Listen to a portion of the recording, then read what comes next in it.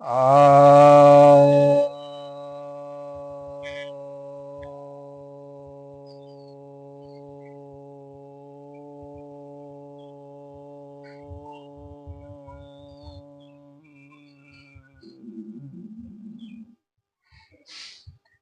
सभी भक्तजनों को सप्रेम नमन। भक्तों, आज आपकी जिज्ञासा का समाधान लेकर आया हूँ। एक जिज्ञासा आई है कि क्या मंत्रों को जपने के पूर्व संस्कार करने होते हैं? वे कैसे होते हैं?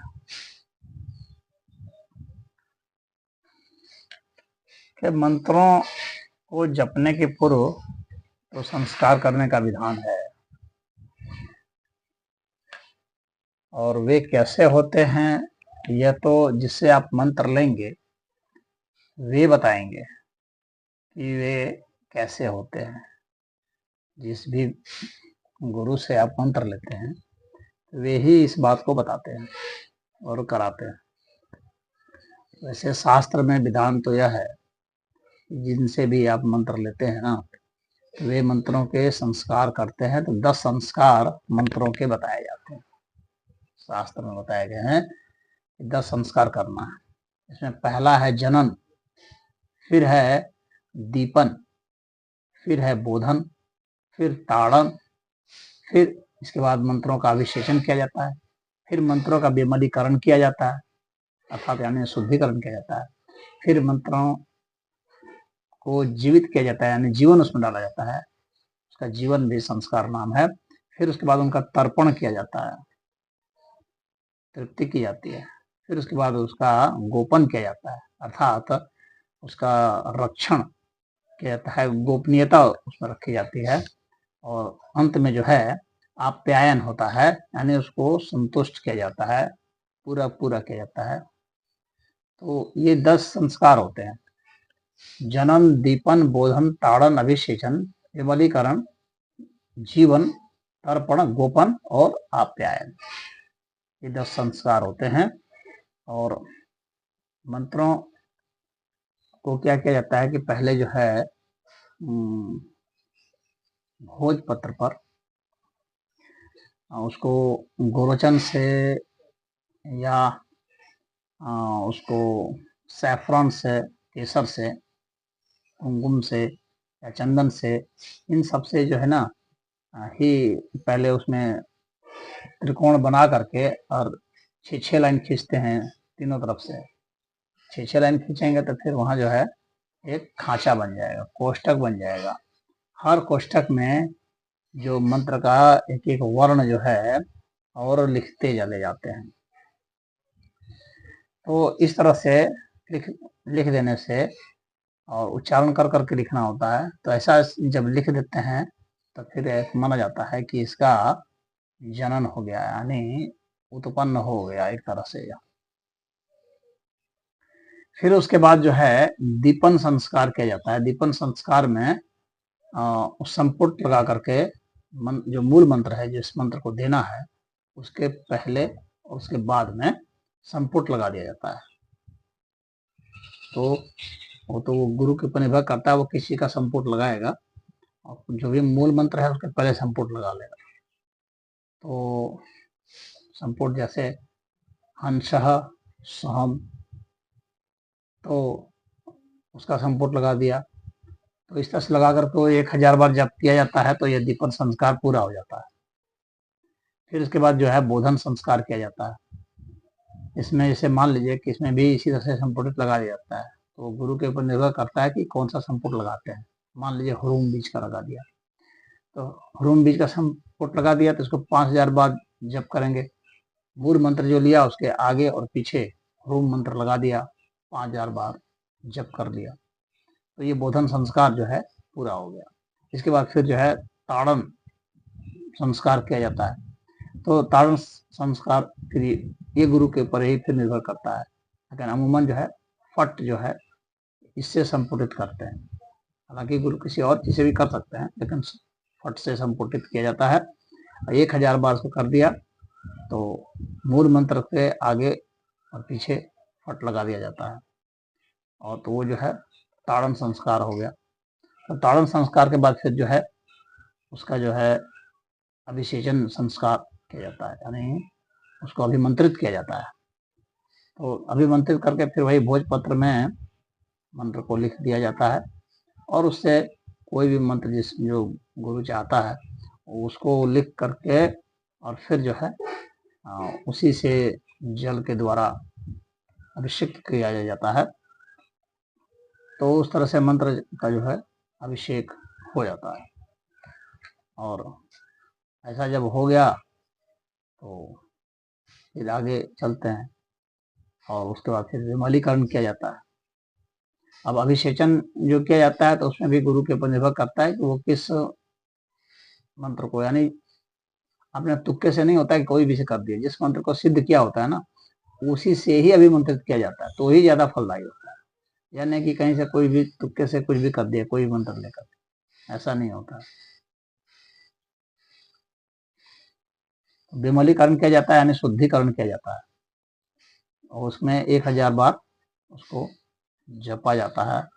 और इसमें भी जो है आपको संपुटित करना होता है। तो जैसे मान लीजिए कि ओम त्रौम वषट, ओम त्रौम वकट, तो वकट से जो है इसको संपुटित कर देते हैं और फिर जो है, हालांकि कोई दूसरे भी मंत्र से कर सकते हैं, ऐसा कुछ नहीं है कि इसी से करना है। तो इसमें भी 1000 बार जाप कर देते हैं तो यह जो है आपका विमलीकरण हो जाएगा। उसके बाद जो है जीवन का होता है। तो जीवन मंत्र मतलब कि उसमें उसको काफी शक्तिशाली बना देना हुआ एक तरह से मंत्र को। तो जीवन मंत्र उसका दिया गया है, 7वां संस्कार है। इसको भी 1000 बार जाप करना पड़ता है। इसमें अमूमन स्वधा और वकट इससे ही संपुटित करके इसको जपा जाता है। तो इसमें भी मंत्र के मूल मंत्र के आगे और पीछे इसको लगा करके और तब फिर इसको जपते हैं। इसके बाद तर्पण होता है, तृप्त किया जाता है। तो ये 100 बार तर्पण किया जाता है। दूध से कर लेते हैं, घी से करते हैं, जल से करते हैं। तो 100 बार 108 बार करते हैं अधिकतर लोग। तो ऐसा करके जो है उसको तर्पण संस्कार कर देते हैं। इसके बाद फिर जो है गोपन संस्कार किया जाता है, यानी उसकी गोपनीयता बनी रहे, उसकी सुरक्षा बनी रहे। तो उसको सुरक्षित करने के लिए, गोपनीय करने के लिए मंत्र को फिर जपा जाता है। जैसे मान लीजिए ह्रीम बीज मंत्र है तो ह्रीम बीज मंत्र से जो है संपुटित कर दिए, 1000 बार इसको जप दिए। कोई और से भी वो कर सकते हैं, संपुटित कर सकते हैं, जिससे भी उनको लगता है कि इससे हम सुरक्षित कर सकेंगे। और सुरक्षित उसी से होगा जिस चीज को वो सिद्ध किए होंगे, वो गुरु जी जिसे सिद्ध किए होंगे तो उसी से वो करेंगे। तो इस तरह से वो बीजाक्षर ही होता है, कोई ना कोई बीजाक्षर ही होता है, तो उससे वो करते हैं। तो इसे ह्रीम बीज मंत्र से अमूमन किया जाता है। तो गोपन संस्कार हो गया। और अंत में आप्यायन संस्कार जो होता है, इसमें कि उसको पूरा कर दिया जाता है। तो वो ह्रौम बीज मंत्र से कर देते हैं। तो ह्रौम बीज मंत्र से कर दिए, इसको भी 1000 बार जब कर देते हैं। तो इस तरह से ये संपुटित करके 1000 बार जप करके इसे मंत्र जो है सिद्ध हो जाता है। और अब जो है, अब उसके बाद उस मंत्र को संस्कारित करके तब जो है शिष्य को दिया जाता है। और शिष्य का अपना जो नाम है ना, उसका भी अपना जो नाम है, उसका जो राशि नाम है, तो उसके अपने नाम से उसके यानी व्यावहारिक नाम जो है वह, और उसका जो राशि नाम है वह, उसका गोत्र जो है, तो इस तरह से उसके माता पिता का नाम, इन सब को साथ ले करके और कहाँ का रहने वाला है, सब कुछ करके उसमें संकल्प करके तब फिर जो है उसको गुरु जो है मंत्र अपना दे देते हैं। तो यह पूरा एक पूरी प्रक्रिया होती है, लंबी प्रक्रिया होती है। तो ऐसे तो आजकल बहुत सारे गुरु जो हैं ऐसे ही मंत्र दे रहे हैं, खुद वो जो मतलब सिद्ध किए हुए हैं, तो अपना चूंकि वो संस्कारित किए हुए हैं अपने मंत्र का, जिसको सिद्ध किए हुए हैं, और उसको वो डायरेक्ट दे रहे हैं, यानी शिष्य को डायरेक्ट ही वो मंत्र दे रहे हैं, जिसको वो खुद ही सिद्ध किए हुए हैं, उसको खुद ही संस्कारित किए हुए हैं, तो उसको दे सकते हैं।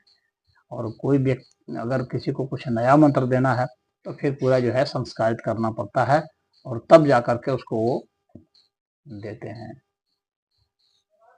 तो इस तरह से ये प्रक्रिया चलती है।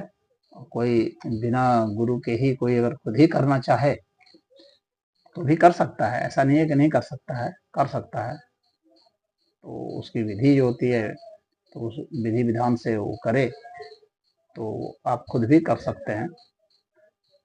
और तब मंत्र को आप फिर आगे जो है संस्कारित कर दिए, तब फिर आप मंत्र की सिद्धि की ओर बढ़े।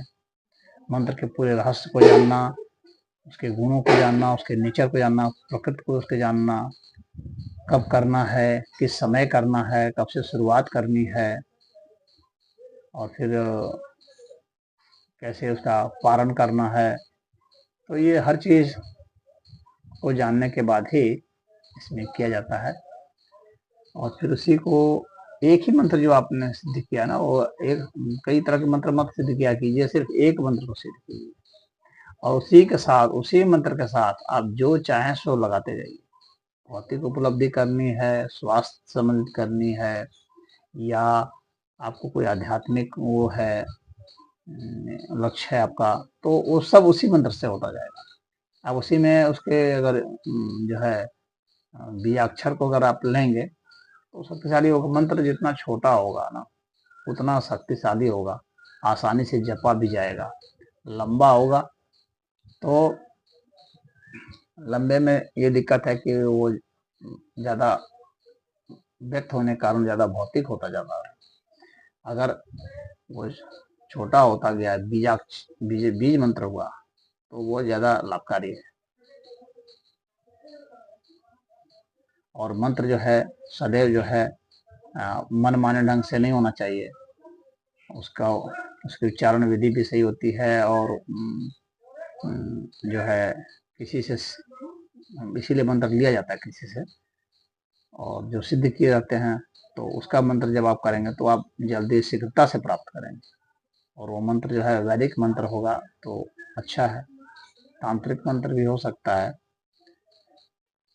और कुछ ऋषि महर्षियों ने भी ऐसे बाद में भी इसको बनाए हैं, कुछ मंत्र कुछ सिद्ध किए हैं। तो उन मंत्रों को भी आप आजमा सकते हैं, लेकिन वैदिक मंत्र तो आजमाए हुए ही हैं, और तांत्रिक मंत्र तो उनको आप देख सकते हैं। तो इसमें इतना ही। हरिओम।